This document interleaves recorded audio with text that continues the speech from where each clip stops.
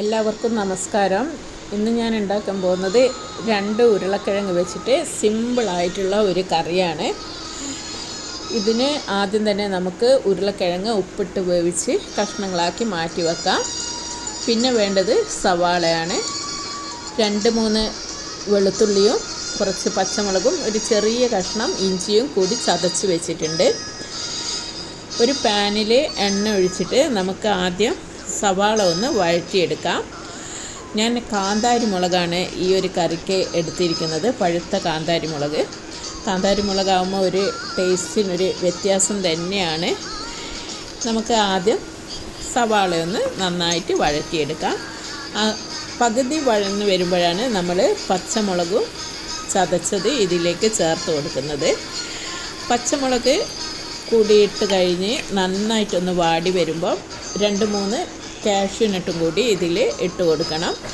ഈ കാഷ്യൂനട്ടും ഈ പകുതി ഭാഗം സവാളയും മിക്സിയിൽ നിന്ന് നമുക്ക് അരച്ചെടുക്കണം.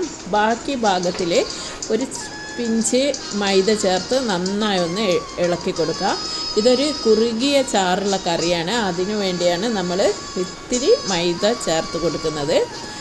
അതിലേക്ക് വേവിച്ച് വെച്ച ഉരുളക്കിഴങ്ങ് ഇട്ട് ഉടയാതെ ഒന്ന് ആ ഒരു മസാലയായിട്ട് ഒന്ന് യോജിപ്പിച്ച് കൊടുക്കുക. നന്നായിട്ട് ഉരുളക്കിഴങ്ങിൽ മസാല പുരണ്ട് വരണം.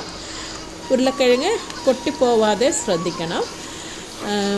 ഒരുപാട് അടിഞ്ഞ് പോയിട്ട് വേവരുത്. ഒരു മീഡിയം വേവിൽ ഉരുളക്കിഴങ്ങ് എടുക്കണം. അതിനുശേഷം നമ്മൾ അരച്ച് വെച്ച അണ്ടിപ്പരിപ്പും ബാക്കി ഉള്ളിയും ആ ഒരു മിശ്രിതം ഇതിലേക്ക് ഒഴിച്ചു കൊടുക്കുക. കണ്ടില്ലേ, അരച്ചെടുത്ത് വന്നിട്ടുണ്ട്. അത് ഇതിലൊന്ന് തിളച്ച് വരുമ്പോഴത്തേക്ക് നമുക്ക് ബാക്കിയുള്ള കാര്യങ്ങളും കൂടി ചേർക്കേണ്ടതുണ്ട്. ഇത് തിക്ക് ഗ്രേവി ആയിട്ടുള്ള ഒരു കറിയാണ്, നോർത്ത് ഇന്ത്യൻ ഡിഷാണ്. അധികം എരിവൊന്നും വേണ്ട, എങ്കിലും ആവശ്യത്തിനൊക്കെ എരിവുണ്ട്. ആ 2 ഉരുളക്കിഴങ്ങിന് വേണ്ടുന്നത്ര ഞാൻ കാന്താരി മുളക് എടുത്തിട്ടുണ്ടായിരുന്നു. ഇതാ അവസാനം കട്ടി തേങ്ങാപ്പാലും കൂടി ഒഴിച്ചു കൊടുക്കുക. തേങ്ങാപ്പാൽ ഒന്ന് ചൂടായി വരുമ്പോഴത്തേക്ക് നമുക്ക് ബാക്കിയുള്ള മസാല ചേർക്കാം. കുറച്ച് കുരുമുളക് പൊടിയും ഒരു പിഞ്ചോളം ഗരം മസാലയാണ് ചേർത്ത് കൊടുക്കുന്നത്. പിന്നെ നോർത്ത് ഇന്ത്യൻ വിഭവത്തിൽ പ്രധാനമാണല്ലോ ഈ കസൂരി മേത്തിയും കൂടി ഇട്ട് കൊടുത്ത് നന്നായി ഒന്ന് ഇളക്കി നമ്മുടെ കറി തയ്യാറായി സെർവിങ് ഡിഷിലേക്ക് മാറ്റിയിട്ടുണ്ട്. പൊറാട്ടക്കും ഒക്കെ ഇതൊരു നല്ലൊരു കറിയാണ്.